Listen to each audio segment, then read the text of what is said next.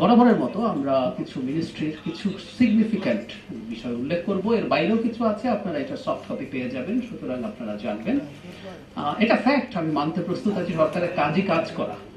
সরকারকে রাখা হয়, জনগণ সরকারকে নির্বাচিত করে আসলে কাজ করার জন্যই, সুতরাং সেটা অনেক বেশি কিছু বলতে হবে আপনাদের আমরা তাও বলি না, কিন্তু একই সাথে আমরা এটুকু বলতে চাই সরকার যে চেষ্টা করছে এটা আপনারা পৌঁছে দেবেন। আর কোথায় সমস্যা হচ্ছে সেটা তো আপনাদেরকে বলতে হবে না, আপনারা সেটা নিশ্চয়ই জিজ্ঞেস করবেন।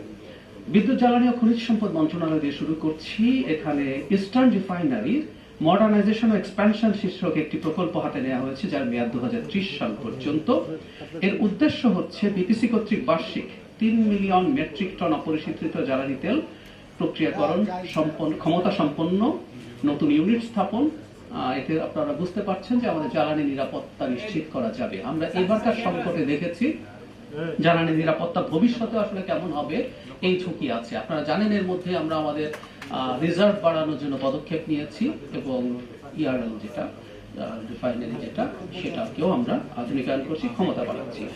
জ্বালানি পরিস্থিতি স্বাভাবিক আছে এটা আসলে আর বলতে হয় না, আপনারা নিজেই খেয়াল করেছেন, আমি নিজেই সবসময় চাই বা না চাই চোখ দিকে চলে যায়। এখন পর্যন্ত জ্বালানির সরবরাহ এবং মানুষের যে চাহিদা সেটার একটা ভারসাম্য তৈরি হয়েছে, সংকট আপাতত নেই।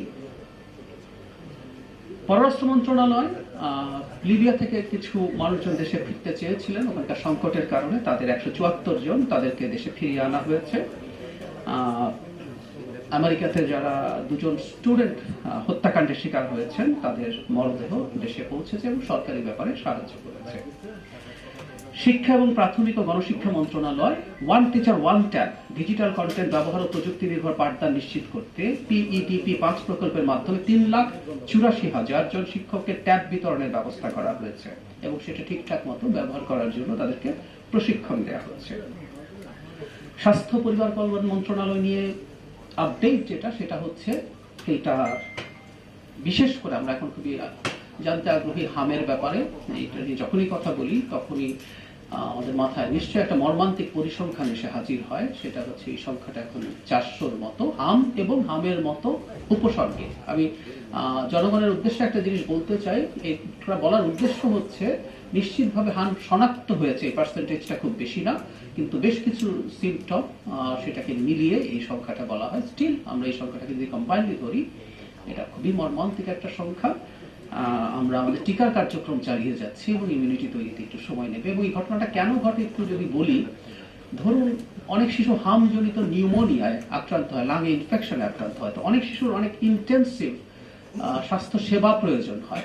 আমাদের আসলে ইনফ্রাস্ট্রাকচারে ওই পরিমাণ স্বাস্থ্য সেবা দেওয়ার সক্ষমতা আসলে থাকে না। কোভিডে হয়েছিল, আমাদের দেশেও না, গ্লোবালি হয়েছে, যে একসাথে প্রচুর মানুষের আইসিইউ প্রয়োজন হয়েছে, ভেন্টিলেশন প্রয়োজন হয়েছে, ওদেরও একটা হিসেব থাকে যে মোটামুটি কতটা প্রয়োজন, সো অনেক সময় এটা ওভারওয়েলম করে। সো এই ধরনের একটা সংকট আসলে তৈরি হয়েছে। আর আরেকটা ব্যাপার আমি অগ্রিম জানিয়ে রাখি, আমি ধারণা করি এই প্রশ্নটা আসতে পারে, আমি এখন মোটামুটি কয়েকটা ব্রিফিং করার পর এক ধরনের ধারণা তৈরি হয়েছে। হামের যে সংকট হলো, যে ডিজাস্টার হলো টিকা নিয়ে, এটা নিয়ে একটা তদন্ত কমিটির ব্যাপারে আমি ব্যক্তিগতভাবে মাননীয় প্রধানমন্ত্রীর সাথে কথা বলেছি। খুবই ক্রেডিবল একটা তদন্ত এটা হবে এবং সেটার প্রসেস চলছে, যেখানে শুধু বাংলাদেশ না আন্তর্জাতিক বিভিন্ন সংস্থাকেও ইনভলভ করে কাজ করানোর চিন্তা ভাবনা আছে। আমি নিজে মাননীয় প্রধানমন্ত্রীর সাথে এই ব্যাপারে কথা বলেছি। পরিকল্পনা মন্ত্রণালয় অনেকগুলো প্রকল্প, এখানে 16টা প্রকল্প, 18 মে তারিখে যে বৈঠক হবে তার জন্য 16টা প্রকল্প এখানে উপস্থাপন করা হবে, এগুলো কন্টিনিউ করছে। সড়ক পরিবহন ও সেতু মন্ত্রণালয় আপনারা পেয়ে যাবেন আগামী ঈদুল আজহাকে সামনে রেখে, যেহেতু আমাদের খুব বড় একটা মানুষের ট্রানজিট হয়, ঢাকা থেকে বেরিয়ে যান, একটা সংকটের সম্ভাবনা থাকে, অনেকগুলো গুরুত্বপূর্ণ পদক্ষেপ নেওয়া হয়েছে যাতে এই মানুষের ভোগান্তি কষ্ট কমানো যায়। আমরা গত ঈদে মোটামুটি ভালো একটা মানুষের যাত্রা নিশ্চিত করতে পেরেছি, অভিজ্ঞতার আলোকে আমরা বিশ্বাস করি এবং আশা করি এবার তার চাইতে ভালো কিছু হবে। আপনারা পেয়ে যাবেন অনেকগুলো কাজ এখানে হচ্ছে। একটা যদি উল্লেখ করি, প্রচুর ডোপ টেস্ট হচ্ছে, এটা মনে রাখবেন আমাদের চালকরা যাতে ঠিকঠাক মতো সঠিক অবস্থায় তারা চালান। বিভিন্ন জায়গায় স্পেশাল সার্ভিসের ব্যবস্থা করা হচ্ছে, ম্যাজিস্ট্রেটরা থাকবেন যারা এইসব আইন ভাঙবেন সেটাকে ধরার জন্য।